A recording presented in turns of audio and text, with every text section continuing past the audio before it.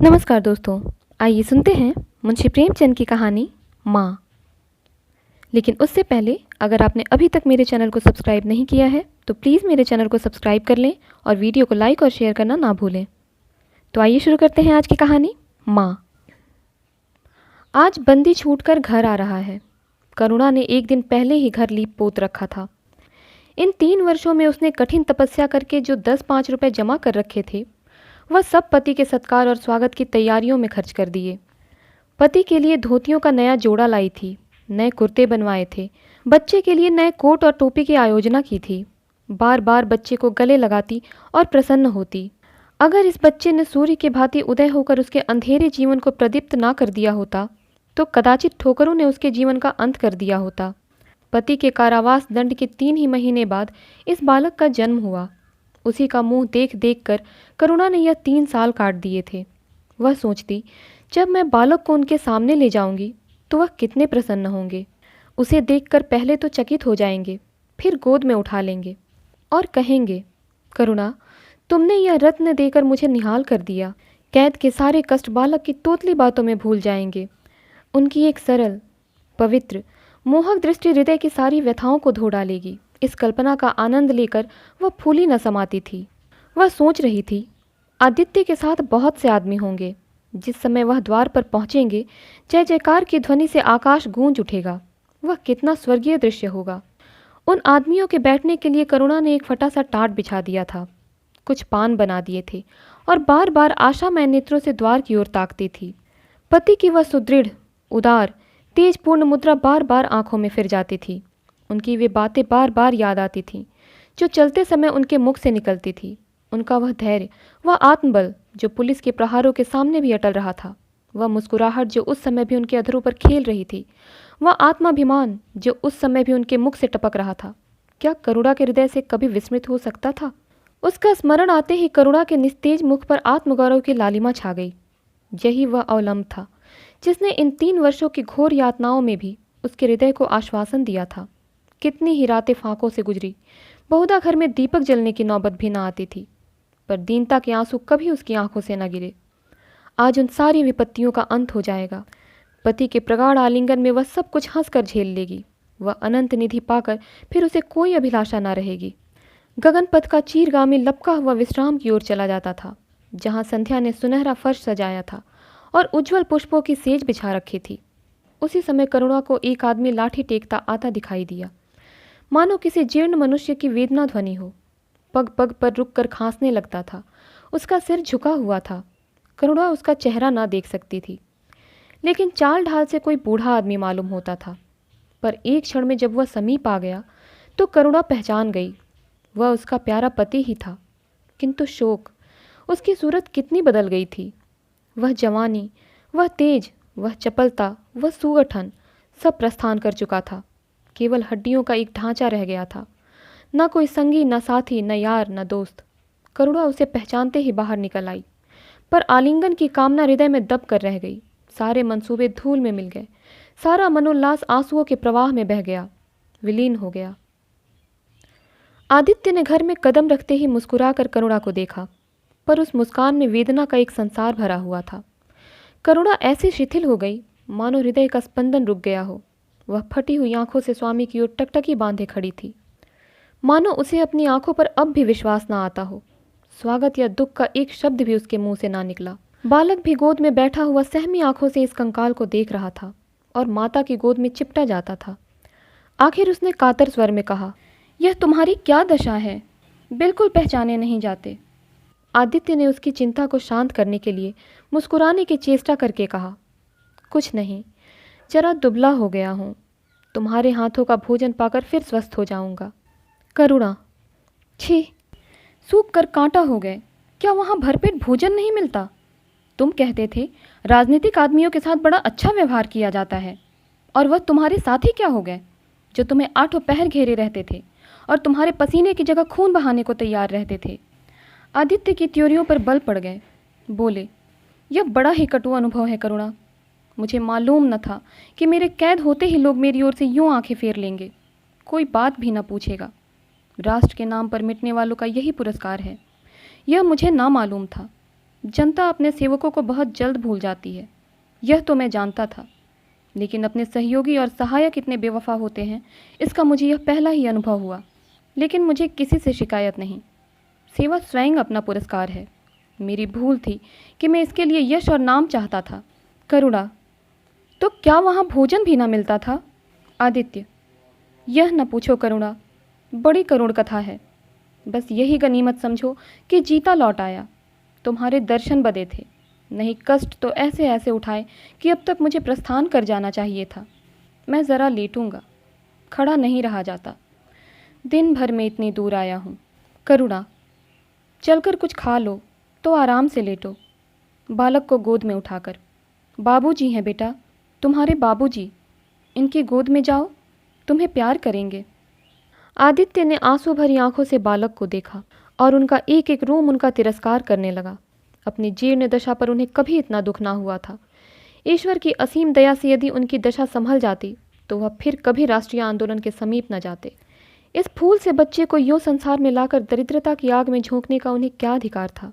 वह अब लक्ष्मी की उपासना करेंगे और अपना क्षुद्र जीवन बच्चे के लालन पालन के लिए अर्पित कर देंगे। उन्हें इस समय ऐसा ज्ञात हुआ कि बालक उन्हें उपेक्षा की दृष्टि से देख रहा है, मानो कह रहा है, मेरे साथ आपने कौन सा कर्तव्य पालन किया। उनकी सारी कामना, सारा प्यार बालक को हृदय से लगा लेने के लिए अधीर हो उठा, पर हाथ फैल न सके, हाथों में शक्ति ही न थी। करुणा बालक को लिए हुए उठी और थाली में कुछ भोजन निकाल कर लाई। आदित्य ने क्षुधापूर्ण नेत्रों से थाली की ओर देखा, मानो आज बहुत दिनों के बाद कोई खाने की चीज़ सामने आई है। जानता था कि कई दिनों के उपवास के बाद और आरोग्य की इस गई गुजरी दशा में उसे जुबान को काबू में रखना चाहिए था, पर सब्र न कर सका। थाली पर टूट पड़ा और देखते देखते थाली साफ कर दी। करुणा सशंक हो गई। उसने दोबारा किसी चीज़ के लिए न पूछा, थाली उठाकर चली गई। पर उसका दिल कह रहा था, इतना तो कभी न खाते थे। करुणा बच्चे को कुछ खिला रही थी कि एकाएक कानों में आवाज़ आई, करुणा। करुणा ने आकर पूछा, क्या तुमने मुझे पुकारा है? आदित्य का चेहरा पीला पड़ गया था और सांस जोर जोर से चल रही थी। हाथों के सहारे वहीं टाट पर लेट गए थे। करुणा उनकी यह हालत देखकर घबरा गई। बोली, जाकर किसी वैद्य को बुला लाऊं? आदित्य ने हाथ के इशारे से उसे मना करके कहा, व्यर्थ है करुणा, अब तुमसे छिपाना व्यर्थ है। मुझे तपेदिक हो गया है, कई बार मरते मरते बच गया हूँ। तुम लोगों के दर्शन बदे थे, इसीलिए प्राण ना निकलते थे। देखो प्रिय, रो मत। करुणा ने सिसकियों को दबाते हुए कहा, मैं वैद्य को लेकर अभी आती हूँ। आदित्य ने फिर सिर हिलाया, नहीं करुणा, केवल मेरे पास बैठी रहो, अब किसी से कोई आशा नहीं है। डॉक्टरों ने जवाब दे दिया है। मुझे तो यह आश्चर्य है कि यहाँ पहुँच कैसे गया। न जाने कौन दैवी शक्ति मुझे वहाँ से खींच लाई। कदाचित यह इस बुझते हुए दीपक की अंतिम झलक थी। आह, मैंने तुम्हारे साथ बड़ा अन्याय किया, इसका मुझे हमेशा दुख रहेगा।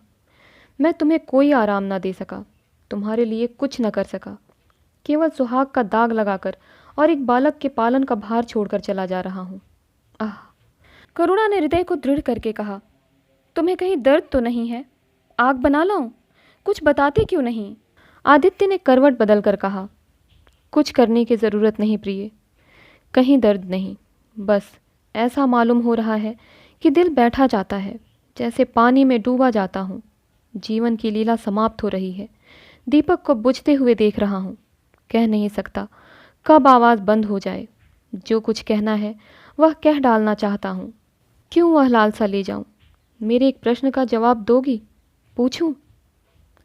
करुणा के मन की सारी दुर्बलता, सारा शोक, सारी वेदना मानो लुप्त हो गई और उनकी जगह उस आत्मबल का उदय हुआ जो मृत्यु पर हंसता है और विपत्ति के सांपों से खेलता है। रत्न जटित मखमली म्यान में जैसे तेज तलवार छिपी रहती है, जल के कोमल प्रवाह में जैसे असीम शक्ति छिपी रहती है, वैसे ही रमणी का कोमल हृदय साहस और धैर्य को अपनी गोद में छिपाए रहता है। क्रोध जैसे तलवार को बाहर खींच लेता है, विज्ञान जैसे जल शक्ति का उद्घाटन कर लेता है, वैसे ही प्रेम रमणी के साहस और धैर्य को प्रदीप्त कर देता है। करुणा ने पति के सिर पर हाथ रखते हुए कहा, पूछते क्यों नहीं प्यारे? आदित्य ने करुणा के हाथों के कोमल स्पर्श का अनुभव करते हुए कहा, तुम्हारे विचार में मेरा जीवन कैसा था? बधाई के योग्य? देखो, तुमने मुझसे कभी पर्दा नहीं रखा, इस समय भी स्पष्ट कहना। तुम्हारे विचार में मुझे अपने जीवन पर हंसना चाहिए या रोना चाहिए? करुणा ने उल्लास के साथ कहा, यह प्रश्न क्यों करते हो प्रियतम? क्या मैंने तुम्हारी उपेक्षा कभी की है? तुम्हारा जीवन देवताओं का सा जीवन था, निस्वार्थ, निर्लिप्त और आदर्श।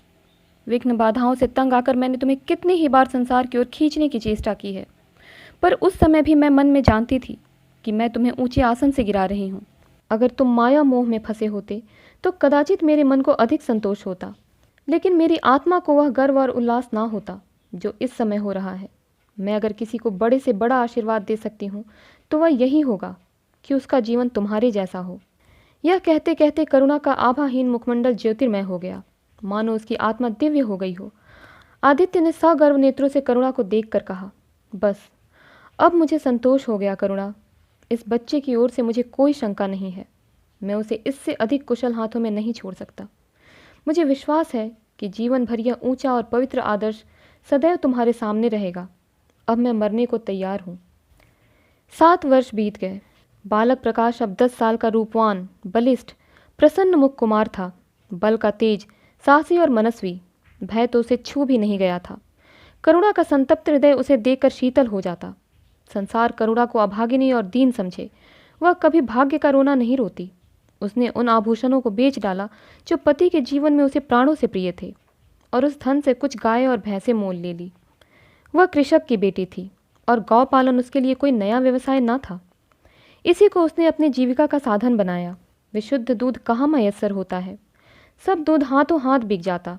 करुणा को पहर रात से पहर रात तक काम में लगा रहना पड़ता, पर वह प्रसन्न थी। उसके मुख पर निराशा या दीनता की छाया नहीं, संकल्प और साहस का तेज है। उसके एक एक अंग से आत्मगौरव की ज्योति सी निकल रही है। आंखों में एक दिव्य प्रकाश है, गंभीर, अथाह और असीम। सारी वेदनाएं, वैधव्य का शोक और विधि का निर्मम प्रहार सब उस प्रकाश की गहराई में विलीन हो गया है। प्रकाश पर वह जान देती है। उसका आनंद, उसकी अभिलाषा, उसका संसार, उसका स्वर्ग सब प्रकाश पर न्योछावर है। पर यह मजाल नहीं कि प्रकाश कोई शरारत करे और करुणा आंखें बंद कर ले। नहीं, वह उसके चरित्र की बड़ी कठोरता से देखभाल करती है। वह प्रकाश की माँ नहीं, माँ बाप दोनों है। उसके पुत्र स्नेह में माता की ममता के साथ पिता की कठोरता भी मिली है। पति के अंतिम शब्द अभी तक उसके कानों में गूंज रहे हैं। वह आत्मोल्लास जो उसके चेहरे पर झलकने लगा था, वह गर्व में लाली जो उनकी आंखों में छा गई थी, अभी तक उसकी आंखों में फिर रही है। निरंतर पति चिंतन ने आदित्य को उसकी आंखों में प्रत्यक्ष कर दिया है। वह सदैव उनकी उपस्थिति का अनुभव किया करती है। उसे ऐसा जान पड़ता है कि आदित्य की आत्मा सदैव उसकी रक्षा करती रहती है। उसकी यही हार्दिक अभिलाषा है कि प्रकाश जवान होकर पिता का पथगामी हो। संध्या हो गई थी। एक भिखारिन द्वार पर आकर भीख मांगने लगी। करुणा उस समय गौओं को पानी दे रही थी। प्रकाश बाहर खेल रहा था। बालक ही तो ठहरा। शरारत सूझी, घर में गया और कटोरे में थोड़ा सा भूसा लेकर बाहर निकला। भिखारिन ने अपनी झोली फैला दी। प्रकाश ने भूसा उसकी झोली में डाल दिया और जोर जोर से तालियां बजाता हुआ भागा। भिखारिन ने अग्निमय नेत्रों से देखकर कहा, वाह रे लाडले, मुझसे हंसी करने चला है। यही माँ बाप ने सिखाया है, तब तो खूब कुल का नाम जगाओगे। करुणा उसकी बोली सुनकर बाहर निकल आई और पूछा, क्या है माता, किसे कह रही हो? भिखारिन ने प्रकाश की तरफ इशारा करके कहा, वह तुम्हारा लड़का है ना? देखो, कटोरे में भूसा भरकर मेरी झोली में डाल गया है। चुटकी भर आटा था, वह भी मिट्टी में मिल गया। कोई इस तरह दुखियों को सताता है? सबके दिन एक से नहीं रहते। आदमी को घमंड ना करना चाहिए। करुणा ने कठोर स्वर में पुकारा, प्रकाश। प्रकाश लज्जित ना हुआ, अभिमान से सिर उठाए हुए आया और बोला, वह हमारे घर भीख क्यों मांगने आई है? कुछ काम क्यों नहीं करती? करुणा ने उसे समझाने की चेष्टा करके कहा, शर्म नहीं आती? उल्टे और आंख दिखाते हो। प्रकाश, शर्म क्यों आए? यह क्यों रोज भीख मांगने आती है? हमारे यहाँ क्या कोई चीज़ मुफ्त आती है? करुणा, तुम्हें कुछ न देना था तो सीधे से कह देते जाओ। तुमने यह शरारत क्यों की? प्रकाश, उनकी आदत कैसे छूटती? करुणा ने बिगड़ कर कहा, तुम अब पिटोगे मेरे हाथों। प्रकाश, पिटूंगा क्यों? आप ज़बरदस्ती पीटेंगी? दूसरे मुल्कों में अगर कोई भीख मांगे तो कैद कर लिया जाए, यह नहीं कि उल्टे भिखमंगों को और शह दी जाए। करुणा, जो अपंग है वह कैसे काम करे? प्रकाश, तो जाकर डूब मरे, जिंदा ही क्यों रहती है? करुणा निरुत्तर हो गई। बुढ़िया को तो उसने आटा दाल देकर विदा किया, किंतु प्रकाश का कुतर्क उसके हृदय में फोड़े के समान टिसता रहा। उसने यह धृष्टता, यह अविनय कहाँ सीखी? रात को भी उसे बार बार यही ख्याल सताता रहा। आधी रात के समीप एकाएक प्रकाश की नींद टूटी। लालटेन जल रही है और करुणा बैठी रो रही है। उठ बैठा और बोला, अम्मा, अभी तुम सोई नहीं? करुणा ने मुंह फेर कर कहा, नींद नहीं आई। तुम कैसे जग गए? प्यास तो नहीं लगी है? प्रकाश, नहीं अम्मा, ना जाने क्यों आँख खुल गई। मुझसे आज बड़ा अपराध हुआ अम्मा। करुणा ने उसके मुख की ओर स्नेह के नेत्रों से देखा। प्रकाश, मैंने आज बुढ़िया के साथ बड़ी नटखट की, मुझे क्षमा करो, फिर कभी ऐसी शरारत ना करूँगा। यह कहकर रोने लगा। करुणा ने स्नेहार्द्र होकर उसे गले लगा लिया और उसके कपोलों का चुंबन करके बोली, बेटा, मुझे खुश करने के लिए यह कह रहे हो या तुम्हारे मन में सचमुच पछतावा हो रहा है? प्रकाश ने सिसकते हुए कहा, नहीं अम्मा, मुझे दिल से अफसोस हो रहा है। अब की वह बुढ़िया आएगी तो मैं उसे बहुत से पैसे दूंगा। करुणा का हृदय मतवाला हो गया। ऐसा जान पड़ा आदित्य सामने खड़े बच्चे को आशीर्वाद दे रहे हैं और कह रहे हैं, करुणा, क्षोभ मत कर, प्रकाश अपने पिता का नाम रोशन करेगा, तेरी संपूर्ण कामनाएं पूरी हो जाएंगी। लेकिन प्रकाश के कर्म और वचन में मेल ना था और दिनों के साथ उसके चरित्र का अंग प्रत्यक्ष होता जाता था। ज़हीन था ही, विश्वविद्यालय से उसे वजीफे मिलते थे। करुणा भी यथेष्ट सहायता करती थी, फिर भी उसका खर्च पूरा न पड़ता था। वह मितव्ययिता और सरल जीवन पर विद्वता से भरे हुए व्याख्यान दे सकता था, पर उसका रहन सहन फैशन के अंधभक्तों से जौ भर घट करना था। प्रदर्शन की धुन उसे हमेशा सवार रहती थी। उसके मन और बुद्धि में निरंतर द्वंद्व होता रहता था। मन जाति की ओर था, बुद्धि अपनी ओर। बुद्धि मन को दबाए रहती थी, उसके सामने मन की एक न चलती थी। जाति सेवा उसर की खेती है। वहाँ बड़े से बड़ा उपहार जो मिल सकता है वह है गौरव और यश, पर वह भी अस्थायी नहीं, इतना अस्थिर है कि क्षण में जीवन भर की कमाई पर पानी फिर सकता है। अतएव उसका अंतःकरण अनिवार्य वेग के साथ विलास में जीवन की ओर झुकता था, यहाँ तक कि धीरे धीरे उसे त्याग और निग्रह से घृणा होने लगी। वह दूरवस्था और दरिद्रता को हे समझता था। उसके हृदय ना था, भाव ना थे, केवल मस्तिष्क था। मस्तिष्क में दर्द कहाँ, वहाँ तो तर्क है, मंसूबे हैं। सिंध में बाढ़ आई, हजारों आदमी तबाह हो गए। विद्यालय ने वहाँ एक सेवा समिति भेजी। प्रकाश के मन में द्वंद्व होने लगा, जाऊं या ना जाऊं। इतने दिनों अगर वह परीक्षा की तैयारी करे तो प्रथम श्रेणी में पास हो। चलते समय उसने बीमारी का बहाना कर दिया। करुणा ने लिखा, तुम सिंध ना गए, इसका मुझे दुख है। तुम बीमार रहते हुए भी वहाँ जा सकते थे, समिति में चिकित्सक भी तो थे। प्रकाश ने पत्र का उत्तर ना दिया। उड़ीसा में अकाल पड़ा, प्रजा मक्खियों की तरह मरने लगी। कांग्रेस ने पीड़ितों के लिए एक मिशन तैयार किया। उन्हीं दिनों विद्यालयों ने इतिहास के छात्रों को ऐतिहासिक खोज के लिए लंका भेजने का निश्चय किया। करुणा ने प्रकाश को लिखा, तुम उड़ीसा जाओ। किंतु प्रकाश लंका जाने को लालायित था। वह कई दिन इसी दुविधा में रहा। अंत को सीलोन ने उड़ीसा पर विजय पाई। करुणा ने अब कि उसे कुछ न लिखा, चुपचाप रोती रही। सीलोन से लौटकर प्रकाश छुट्टियों में घर गया। करुणा उससे खिंची खिंची रही। प्रकाश मन में लज्जित हुआ और संकल्प किया कि अब की कोई अवसर आया तो अम्मा को अवश्य प्रसन्न करूंगा। यह निश्चय करके वह विद्यालय लौटा। लेकिन यहाँ आते ही फिर परीक्षा की फिक्र सवार हो गई। यहाँ तक कि परीक्षा के दिन आ गए, मगर इम्तहान से फुर्सत पाकर भी प्रकाश घर न गया। विद्यालय के एक अध्यापक कश्मीर सैर करने जा रहे थे। प्रकाश उन्हीं के साथ कश्मीर चल खड़ा हुआ। जब परीक्षा फल निकला और प्रकाश प्रथम आया, तब उसे घर की याद आई। उसने तुरंत करुणा को पत्र लिखा और अपने आने की सूचना दी। माता को प्रसन्न करने के लिए उसने 2-4 शब्द जाति सेवा के विषय में भी लिखे। अब मैं आपकी आज्ञा का पालन करने को तैयार हूँ। मैंने शिक्षा संबंधी कार्य करने का निश्चय किया है। इसी विचार से मैंने वह विशिष्ट स्थान प्राप्त किया है। हमारे नेता भी तो विद्यालयों के आचार्यों ही का सम्मान करते हैं। अभी तक इन उपाधियों के मुंह से वे मुक्त नहीं हुए। हमारे नेता भी योग्यता, सदुत्साह, लगन का उतना सम्मान नहीं करते जितना उपाधियों का। अब मेरी इज्जत करेंगे और जिम्मेदारी का काम सौंपेंगे, जो पहले मांगे भी न मिलता। करुणा की आस फिर बंधी। विद्यालय खुलते ही प्रकाश के नाम रजिस्ट्रार का पत्र पहुंचा। उन्होंने प्रकाश को इंग्लैंड जाकर विद्याभ्यास करने के लिए सरकारी वजीफे की मंजूरी की सूचना दी थी। प्रकाश पत्र हाथ में लिए हर्ष के उन्माद में जाकर माँ से बोला, अम्मा, मुझे इंग्लैंड जाकर पढ़ने के लिए सरकारी वजीफा मिल गया।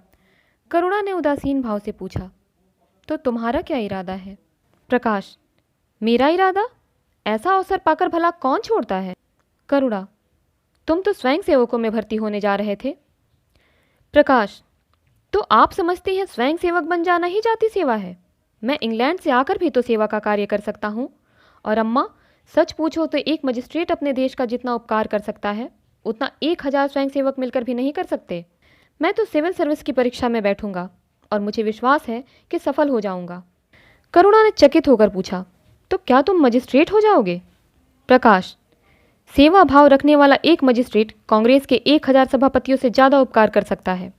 अखबारों में उसकी लंबी लंबी तारीफें ना छपेंगी, उसकी वक्तृताओं पर तालियां ना बजेंगी, जनता उसके जुलूस की गाड़ी ना खींचेगी और न विद्यालयों के छात्र उसको अभिनंदन पत्र देंगे।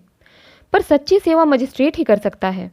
करुणा ने आपत्ति के भाव से कहा, लेकिन यही मजिस्ट्रेट तो जाति के सेवकों को सजाएं देते हैं, उन पर गोलियां चलाते हैं।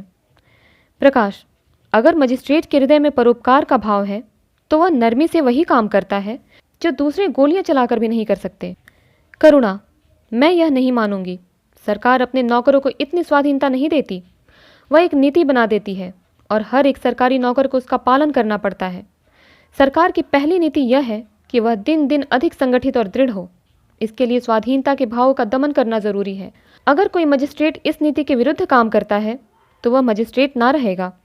वह हिंदुस्तानी था जिसने तुम्हारे बाबूजी को जरा सी बात पर 3 साल की सजा दे दी। इसी सजा ने उनके प्राण लिए। बेटा, मेरी इतनी बात मानो, सरकारी पदों पर ना गिरो। मुझे यह मंजूर है कि तुम मोटा खाकर और मोटा पहनकर देश की कुछ सेवा करो, इसके बदले कि तुम हाकिम बन जाओ और शान से जीवन बिताओ। यह समझ लो कि जिस दिन तुम हाकिम की कुर्सी पर बैठोगे उस दिन से तुम्हारा दिमाग हाकिमों का सा हो जाएगा। तुम यही चाहोगे कि अफसरों में तुम्हारी नेकनामी और तरक्की हो। एक गंवारू मिसाल लो। लड़की जब तक मैके में कुंवारी रहती है वह अपने को उसी घर की समझती है, लेकिन जिस दिन ससुराल चली जाती है वह अपने घर को दूसरों का घर समझने लगती है। माँ बाप, भाई बंद सब वही रहते हैं, लेकिन वह घर अपना नहीं रहता। यही दुनिया का दस्तूर है।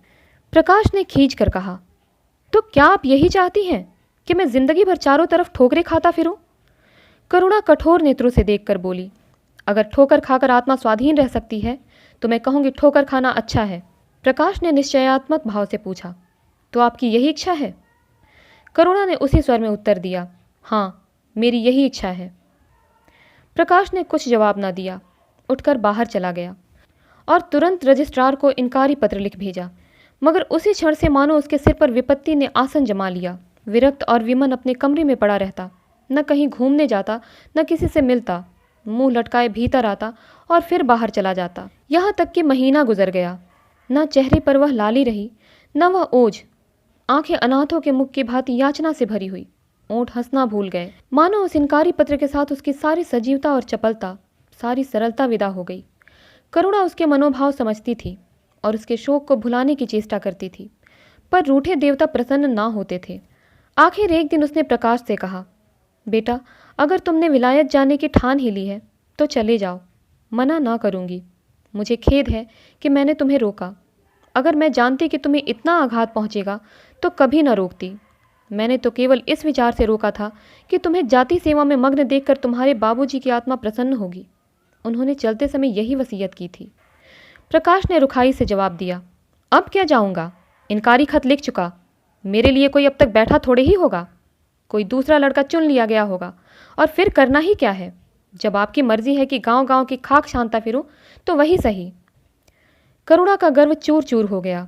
इस अनुमति से उसने बाधा का काम लेना चाहा था, पर सफल ना हुई। बोली, अभी तक कोई चुना ना गया होगा। लिख दो, मैं जाने को तैयार हूँ। प्रकाश ने झुंझला कर कहा, अब कुछ नहीं हो सकता। लोग हंसी उड़ाएंगे। मैंने तय कर लिया है कि जीवन को आपकी इच्छा के अनुकूल बनाऊंगा। करुणा, तुमने अगर शुद्ध मन से यह इरादा किया होता तो यूं ना रहते। तुम मुझसे सत्याग्रह कर रहे हो।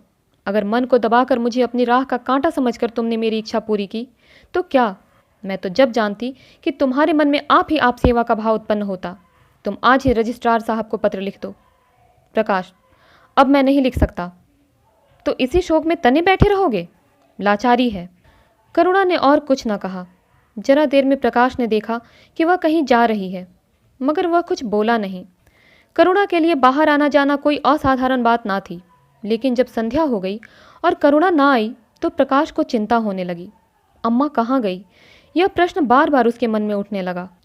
प्रकाश सारी रात द्वार पर बैठा रहा। भांति भांति की शंकाएं मन में उठने लगी। उसे अब याद आया, चलते समय करुणा कितनी उदास थी, उसकी आंखें कितनी लाल थी। यह बातें प्रकाश को उस समय क्यों न नजर आई? वह क्यों स्वार्थ में अंधा हो गया था? हाँ, अब प्रकाश को याद आया, माता ने साफ सुथरे कपड़े पहने थे, उनके हाथ में छतरी भी थी। तो क्या वह कहीं बहुत दूर गई है? किससे पूछे? अनिष्ट के भय से प्रकाश रोने लगा। श्रावण की अंधेरी भयानक रात थी। आकाश में श्याम मेघमालाएं भीषण स्वप्न की भांति छाई हुई थीं। प्रकाश रह रहकर आकाश की ओर देखता था, मानो करुणा उन्हीं मेघमालाओं में छिपी बैठी हो। उसने निश्चय किया, सवेरा होते ही माँ को खोजने चलूँगा। और अगर किसी ने द्वार खटखटाया। प्रकाश ने दौड़कर खोला तो देखा करुणा खड़ी है। उसका मुखमंडल इतना खोया हुआ, इतना करुण था, जैसे आज ही उसका सुहाग उठ गया है, जैसे संसार में अब उसके लिए कुछ नहीं रहा, जैसे वह नदी के किनारे खड़ी अपनी लदी हुई नाव को डूबते देख रही है और कुछ नहीं कर सकती। प्रकाश ने अधीर होकर पूछा, अम्मा कहाँ चली गई थी? बहुत देर लगाई। करुणा ने भूमि की ओर ताकते हुए जवाब दिया, एक काम से गई थी, देर हो गई। यह कहते हुए उसने प्रकाश के सामने एक बंद लिफाफा फेंक दिया। प्रकाश ने उत्सुक होकर लिफाफा उठा लिया। ऊपर ही विद्यालय की मुहर थी। तुरंत ही लिफाफा खोलकर पढ़ा। हल्की सी लालिमा चेहरे पर दौड़ गई। पूछा, यह तुम्हें कहाँ मिल गया अम्मा? करुणा, तुम्हारे रजिस्ट्रार के पास से लाई हूँ। क्या तुम वहाँ चली गई थी? और क्या करती, कल तो गाड़ी का समय ना था। मोटर ले ली थी। प्रकाश एक क्षण तक मौन खड़ा रहा, फिर कुंठित स्वर में बोला, जब तुम्हारी इच्छा नहीं है तो मुझे क्यों भेज रही हो? करुणा ने विरक्त भाव से कहा, इसीलिए कि तुम्हारी जाने की इच्छा है। तुम्हारा यह मलिन वेश नहीं देखा जाता। अपने जीवन के 20 वर्ष तुम्हारी हित कामना पर अर्पित कर दिए। अब तुम्हारी महत्वाकांक्षा की हत्या नहीं कर सकती। तुम्हारी यात्रा सफल हो, यही हमारी हार्दिक अभिलाषा है। करुणा का कंठ रुंध गया और कुछ न कह सकी। प्रकाश उसी दिन से यात्रा की तैयारियां करने लगा। करुणा के पास जो कुछ था वह सब खर्च हो गया। कुछ ऋण भी लेना पड़ा। नए सूट बने, सूटकेस लिए गए। प्रकाश अपनी धुन में मस्त था। कभी किसी चीज़ की फरमाइश लेकर आता, कभी किसी चीज़ की। करुणा इस एक सप्ताह में इतनी दुर्बल हो गई है, उसके बालों पर कितनी सफ़ेदी आ गई है, चेहरे पर कितनी झुर्रियाँ पड़ गई है, यह उसे कुछ न नज़र आता। उसकी आंखों में इंग्लैंड के दृश्य समाये हुए थे। महत्वाकांक्षा आंखों पर पर्दा डाल देती है। प्रस्थान का दिन आया। आज कई दिनों के बाद धूप निकली थी। करुणा स्वामी के पुराने कपड़ों को बाहर निकाल रही थी। उनकी गाढ़े की चादरें, खद्दर के कुर्ते, पजामे और लिहाफ अभी तक संदूक में संचित थे। प्रतिवर्ष वे धूप में सुखाए जाते और झाड़ पोंछ कर रख दिए जाते थे। करुणा ने आज फिर उन कपड़ों को निकाला, मगर सुखाकर रखने के लिए नहीं, गरीबों में बांट देने के लिए। वह आज पति से नाराज है। वह लुटिया, डोर और घड़ी जो आदित्य की चीर संगिनी थी और जिनकी 20 वर्ष से करुणा ने उपासना की थी, आज निकालकर आंगन में फेंक दी गई। वह झोली जो बरसों आदित्य के कंधों पर आरूढ़ रह चुकी थी, आज कूड़े में डाल दी गई। वह चित्र जिसके सामने 20 वर्ष से करुणा सिर झुकाती थी, आज वही निर्दयता से भूमि पर डाल दिया गया। पति का कोई स्मृति चिन्ह वह अब अपने घर में नहीं रखना चाहती। उसका अंतःकरण शोक और निराशा से विदीर्ण हो गया है और पति के सिवा वह किस पर क्रोध उतारे? कौन उसका अपना है? वह किससे अपनी व्यथा कहे, किसे अपनी छाती चीर कर दिखाए? वह होते तो क्या प्रकाश दास्ता की जंजीर गले में डालकर फूला ना समाता? उसे कौन समझाए कि आदित्य भी इस अवसर पर पछताने के सिवा और कुछ न कर सकते। प्रकाश के मित्रों ने आज उसे विदाई का भोज दिया था। वहाँ से वह संध्या समय कई मित्रों के साथ मोटर पर लौटा। सफ़र का सामान मोटर पर रख दिया गया। तब वह अंदर आकर माँ से बोला, अम्मा जाता हूँ, बम्बई पहुँचकर पत्र लिखूँगा। तुम्हें मेरी कसम, रोना मत और मेरे खतों का जवाब बराबर देना। जैसे किसी लाश को बाहर निकालते समय संबंधियों का धैर्य छूट जाता है, रुके हुए आंसू निकल पड़ते हैं और शोक की तरंगें उठने लगती हैं, वही दशा करुणा की हुई। कलेजे में एक हाहाकार हुआ जिसने उसके दुर्बल आत्मा के एक एक कणु को कंपा दिया। मालूम हुआ पांव पानी में फिसल गया है और वह लहरों में बही जा रही है। उसके मुख से शोक या आशीर्वाद का एक शब्द भी ना निकला। प्रकाश ने उसके चरण छुए, अश्रु जल से माता के चरणों को पखारा, फिर बाहर चला। करुणा पाषाण मूर्ति की भांति खड़ी थी। सहसा ग्वाले ने आकर कहा, बहू जी, भैया चले गए, बहुत रोते थे। तब करुणा की समाधि टूटी। देखा सामने कोई नहीं है। घर में मृत्यु का सा सन्नाटा छाया हुआ है और मानो हृदय की गति बंद हो गई है। सहसा करुणा की दृष्टि ऊपर उठ गई। उसने देखा कि आदित्य अपनी गोद में प्रकाश के निर्जीव देह लिए खड़े हो रहे हैं। करुणा पछाड़ खाकर गिर पड़ी। करुणा जीवित थी, पर संसार से उसका कोई नाता ना था। उसका छोटा सा संसार, जिसे उसने अपनी कल्पनाओं के हृदय में रचा था, स्वप्न की भांति अनंत में विलीन हो गया था। जिस प्रकाश को सामने देखकर वह जीवन की अंधेरी रात में भी हृदय में आशाओं की संपत्ति लिए जी रही थी, वह बुझ गया और संपत्ति लुट गई। अब न कोई आश्रय था और न उसकी ज़रूरत। जिन गौओं को वह दोनों वक्त अपने हाथों से दाना चारा देती और सहलाती थी, वे अब खूंटे पर बंधे निराश नेत्रों से द्वार की ओर ताकती रहती थीं। बछड़ों को गले लगाकर पुचकारने वाला अब कोई न था, जिसके लिए दूध दूहे, मट्ठा निकाले। खाने वाला कौन था? करुणा ने अपने छोटे से संसार को अपने ही अंदर समेट लिया था। किंतु एक ही सप्ताह में करुणा के जीवन ने फिर रंग बदला। उसका छोटा सा संसार फैलते फैलते विश्वव्यापी हो गया। जिस लंगर ने नौका को तट से एक केंद्र पर बांध रखा था, वह उखड़ गया। अब नौका सागर के अशेष विस्तार में भ्रमण करेगी, चाहे वह उद्याम तरंगों के वक्ष में ही क्यों न विलीन हो जाए। करुणा द्वार पर आ बैठती और मोहल्ले भर के लड़कों को जमा करके दूध पिलाती। दोपहर तक मक्खन निकालती और वह मक्खन मोहल्ले के लड़के खाते। फिर भांति भांति के पकवान बनाती और कुत्तों को खिलाती। अब यही उसका नित्य का नियम हो गया। चिड़िया, कुत्ते, बिल्लियाँ, चींटे, चींटियाँ सब अपने हो गए। प्रेम का वह द्वार अब किसी के लिए बंद ना था। उस अंगुल भर जगह में, जो प्रकाश के लिए भी काफ़ी न थी, अब समस्त संसार समा गया था। एक दिन प्रकाश का पत्र आया। करुणा ने उसे उठाकर फेंक दिया। फिर थोड़ी देर बाद उसे उठाकर फाड़ डाला और चिड़ियों को दाना चुगाने लगी। मगर जब निशा योगिनी ने अपनी धूनी जलाई और वेदनाएं उससे वरदान मांगने के लिए विकल होकर चली, तो करुणा की मनोवेदना भी सजग हो उठी। प्रकाश का पत्र पढ़ने के लिए उसका मन व्याकुल हो उठा। उसने सोचा, प्रकाश मेरा कौन है? मेरा उससे क्या प्रयोजन? हाँ, प्रकाश मेरा कौन है? हाँ, प्रकाश मेरा कौन है? हृदय ने उत्तर दिया, प्रकाश तेरा सर्वस्व है। वह तेरे उस अमर प्रेम की निशानी है जिससे तू सदैव के लिए वंचित हो गई। वह तेरा प्राण है, तेरे जीवन का दीपक का प्रकाश, तेरी वंचित कामनाओं का माधुर्य, तेरे अश्रु जल में विहार करने वाला हंस। करुणा उस पत्र के टुकड़ों को जमा करने लगी, मानो उसके प्राण बिखर गए हों।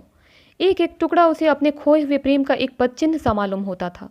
जब सारे पुर्जे जमा हो गए तो करुणा दीपक के सामने बैठकर उसे जोड़ने लगी, जैसे कोई वियोगी हृदय प्रेम के टूटे हुए तारों को जोड़ रहा हो। हाय रे ममता! वह अभागिन सारी रात उन पुर्जों को जोड़ने में लगी रही। पत्र दोनों ओर लिखा था, इसीलिए पुर्जों को ठीक स्थान पर रखना और भी कठिन था। कोई शब्द, कोई वाक्य बीच में गायब हो जाता। उस एक टुकड़े को वह फिर खोजने लगती।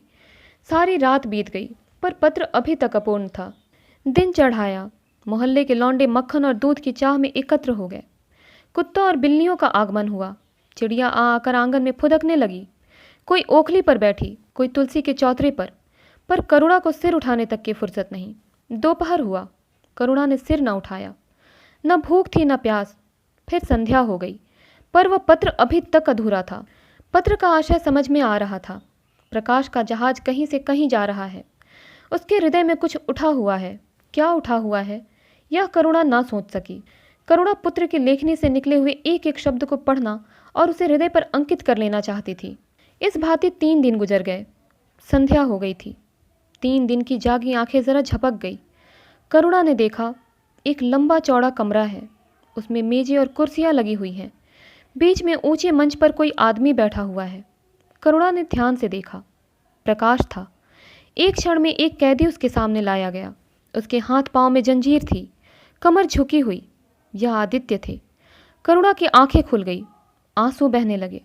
उसने पत्र के टुकड़ों को फिर समेट लिया और उसे जलाकर राख कर डाला। राख की एक चुटकी के सिवा वहां कुछ न रहा जो उसके हृदय में विदीर्ण किए डालती थी। उसी एक चुटकी राख में उसका गुणियों वाला बचपन, उसका संतप्त यौवन और उसका तृष्णामय वैधव्य सब समा गया। प्रातःकाल लोगों ने देखा, पक्षी पिंजरे से उड़ चुका था। आदित्य का चित्र अब भी उसके शून्य हृदय से चिपटा हुआ था। भग्न हृदय पति की स्नेह स्मृति में विश्राम कर रहा था और प्रकाश का जहाज यूरोप चला जा रहा था।